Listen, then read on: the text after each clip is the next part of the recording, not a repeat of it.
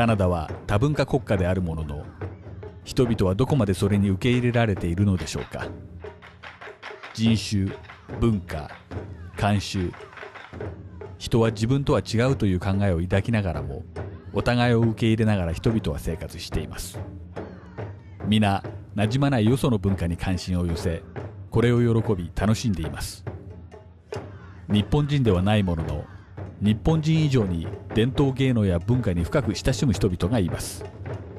こうしたこともあり、より多くの人々にこれらを紹介する機会が得れれば、日系人でなくとも文化を継承してくれる人々がさらに増える可能性があるのかもしれません。ですので、こだわらず柔軟になるということがきっと大切なのでしょう。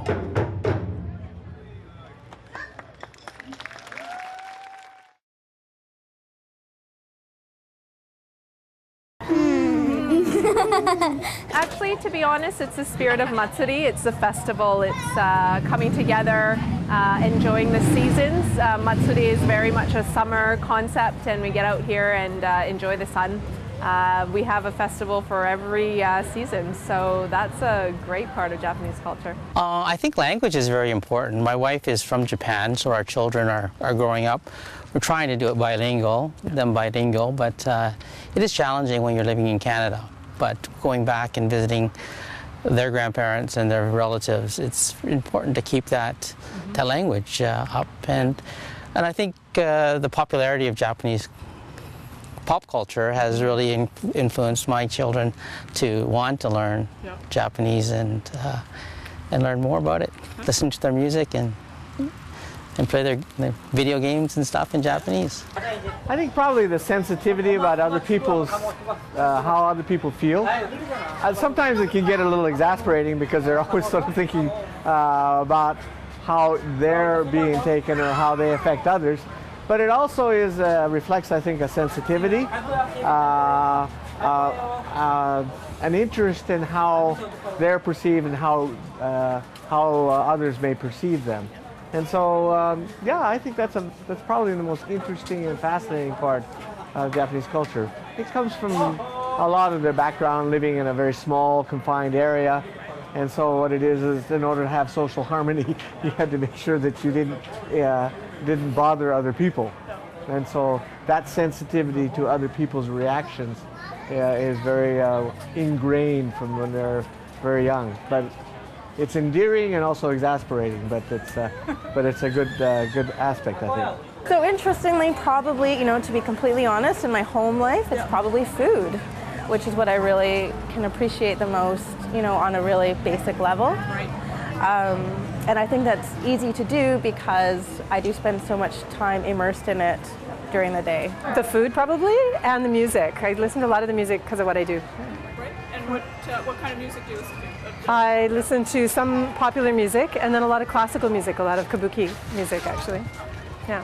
Well, I just like the fact that the Japanese Canadian community still, even though it's fairly small, they still come together and celebrate at the Palo Street Festival and try to keep the culture and the history going for us for the future generations and for people like me. I'm like sensei, so yeah. Well, I really enjoy giri, gaman, and family. And giri is almost like reciprocation. There's not really a English word to translate it, but it's something that when you do something for another person, that person will reciprocate. And gaman is perseverance, and this is what enabled our ancestors to survive the internment and the depression and the war. And family, of course, I come from a family of 9, so I know how important it is to have a large family, come from a large family. So. I think it kind of changes as I grow older, and lately I've been really appreciating the way how much respect is given to elders, and I'm really learning how just important that is and valuable it is to me, and working here too, it's been really important. So that's something that I appreciate big time.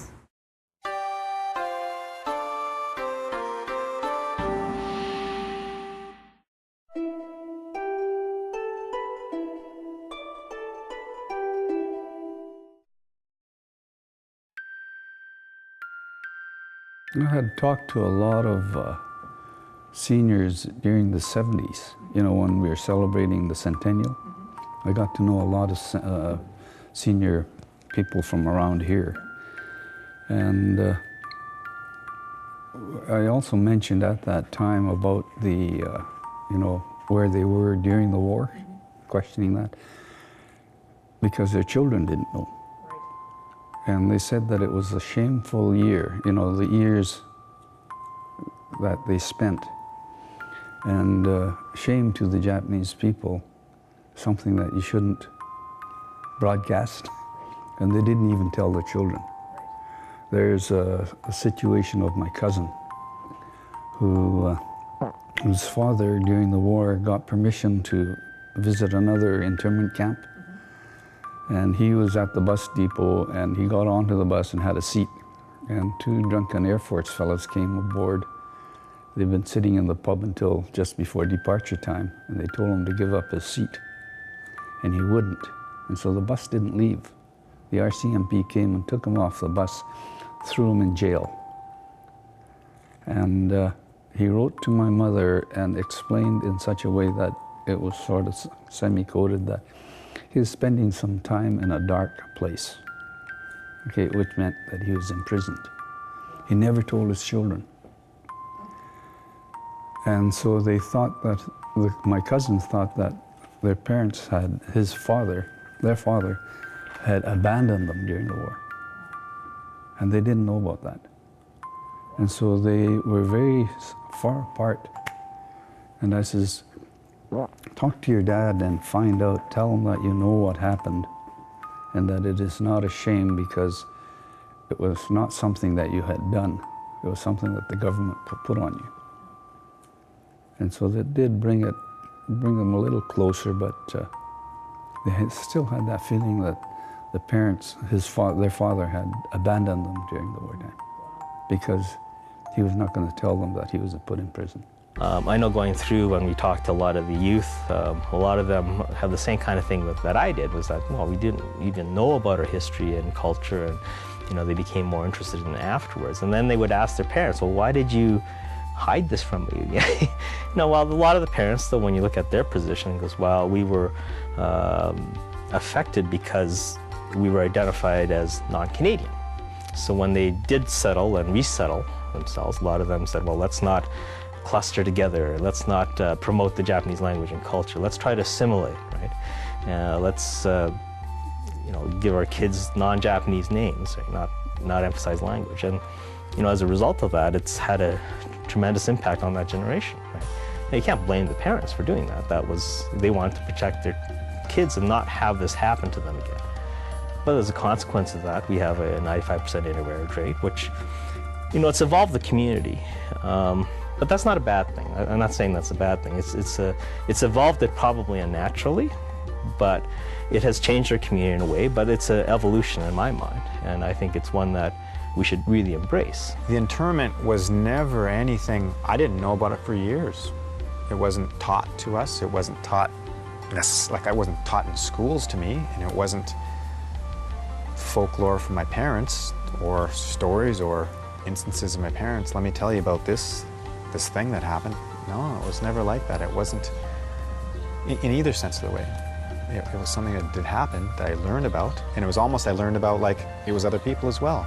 Like it really wasn't, you know, like learning about the Holocaust or things like that. It was other people's or other things. It was never part of, you know, the Japanese community saying, let's have a big picture book of internment here. I never saw that. I come here to talk to children, 13, 14-year-old. And I said, I'm not bitter about what happened to me. I says, we live in a nice country. And it's up to you, young generation, when you become, you know, leaders of tomorrow, please keep it a nice country, you know. Please remember my story and keep it a nice country. I have no bitterness. No, you have to go on with your life. So I like the kids to learn about our experiences and make Canada a very nice country to live in.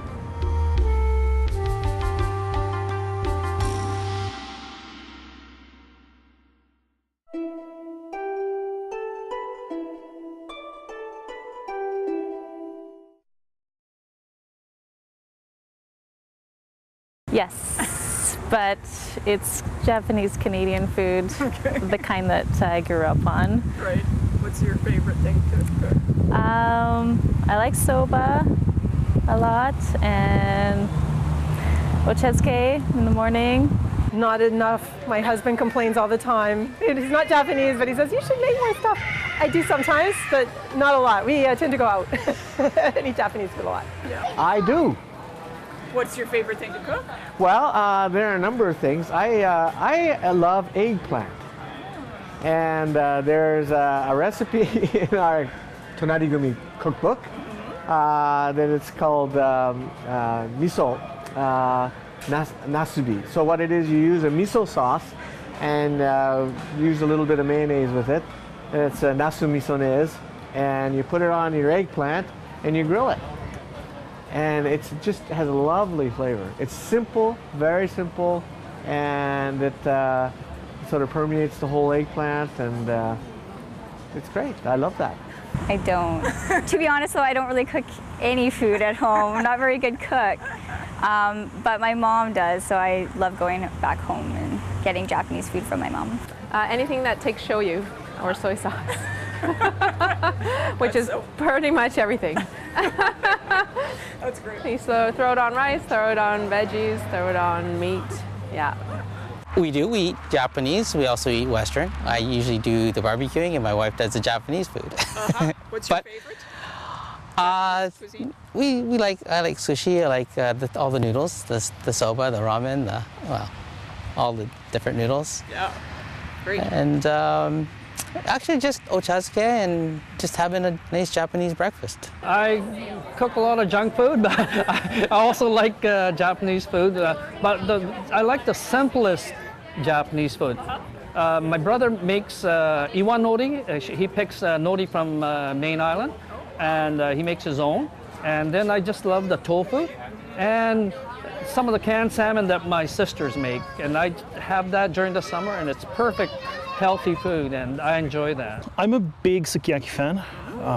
It doesn't get done very often because it's quite elaborate and quite complicated, but it's something we do on a not regular basis, but yeah. We don't cook a lot. There's a couple dishes that, have been passed down, but we do a lot of takeout. I have a toddler, so it's really kind of a blessing that she loves sushi. She loves teriyaki tofu, But no, I confess I don't actually make it a lot. I don't actually volunteer on a regular basis. I'm more involved by just participating and attending the festivals and things like that.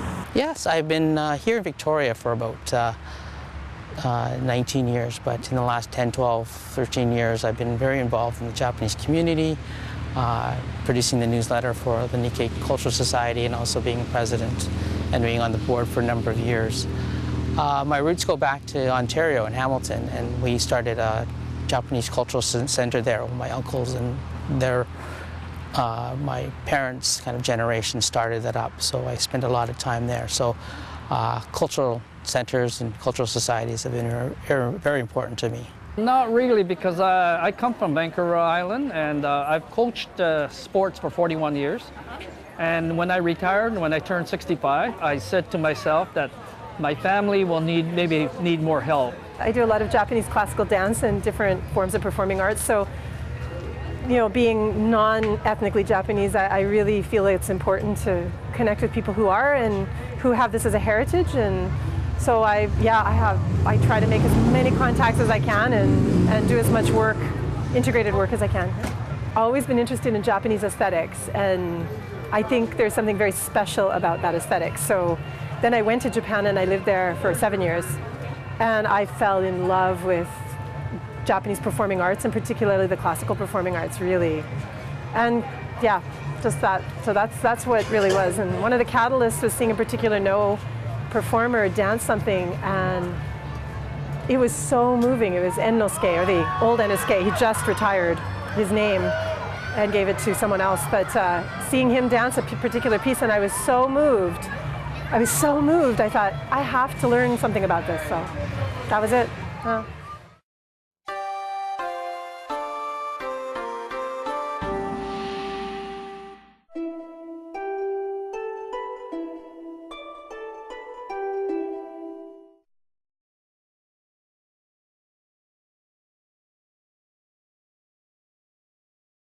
I think it's going to become more integrated. It's going to be more mixed. I look at my parents' generation, and my father married a Caucasian woman. I married a Welsh woman.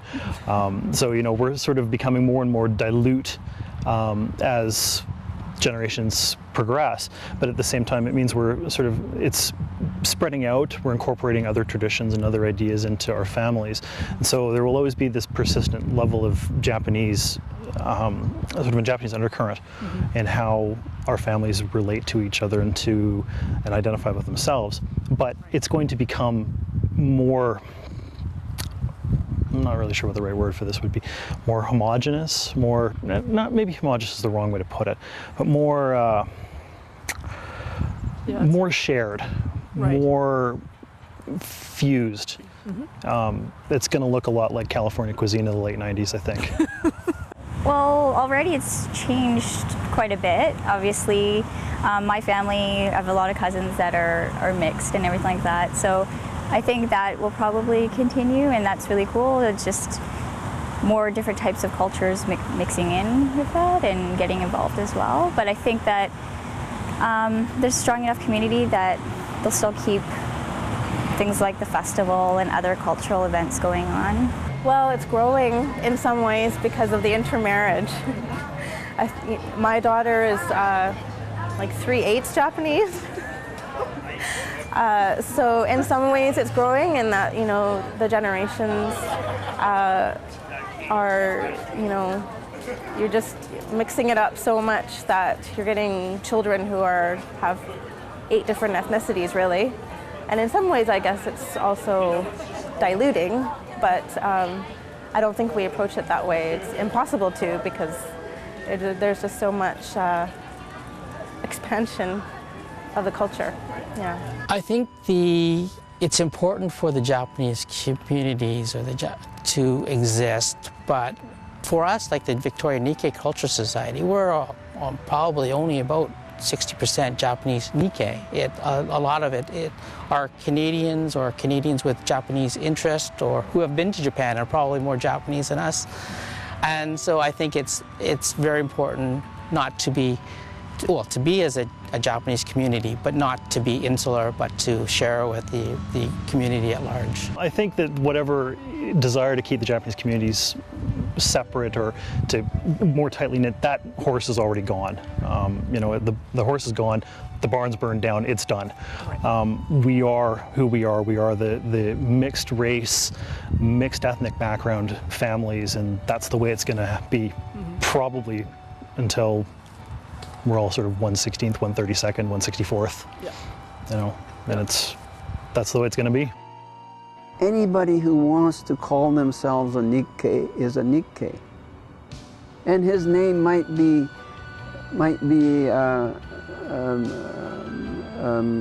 Henry Johnson. It's okay. It doesn't bother me.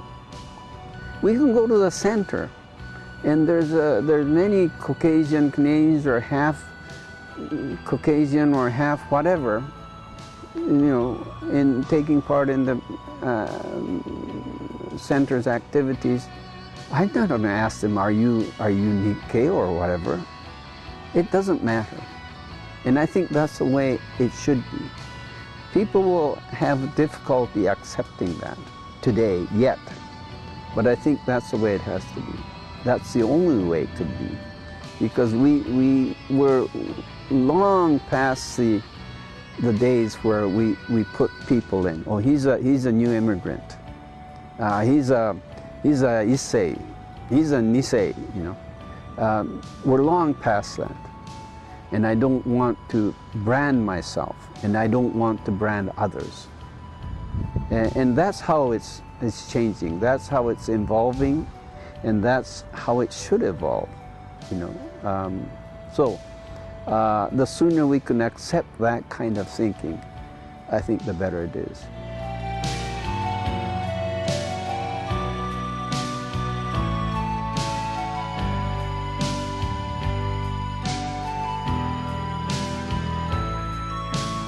自国を離れ海外に移り住み、そこで自身の文化や慣習を継承する行為というのはどういう意味を持つのでしょうか。今や我が家で日本食を食べるのは日系人家庭に限りません。いつまでもその形を変えずに維持されるものがあります。残るものは自然と残り、そうでないものはその形を変えていきます。カナダの日系社会は将来どうなるのでしょうか。I think this is what we try to pass on, and who we are, what we are, where we came from, the culture of us. Unlike Chinatowns and little Indias and little Italies and whatever, or Greek towns and Koreatowns, there are no Japan towns left in Canada anywhere. My first grandson was born, Mortsugu grandson was born, and I phoned the hospital and see how my daughter was doing. She was fine, the baby was fine, and finally, first time Grandpa says, "Kim, what's he look like?" And Kim says, "Oh, Daddy, he's only 1/4, you know." See, us Niseis back then, we didn't argue with the government. Like the young people say, "Why didn't you fight it?" We never thought of doing anything like that back then, you know. But fortunately, the senseis took it up and won it for us. I don't think it would ever compensate the Iseis for what they had lost. They had started from scratch and lost everything. But I never heard any of them complain or be bitter about it. They just pick up and carry on from where they started. We're reasonably happy people, the Japanese Canadians, and hopefully, that's catching with our kids and grandkids too. We let the younger people take over, keep it going.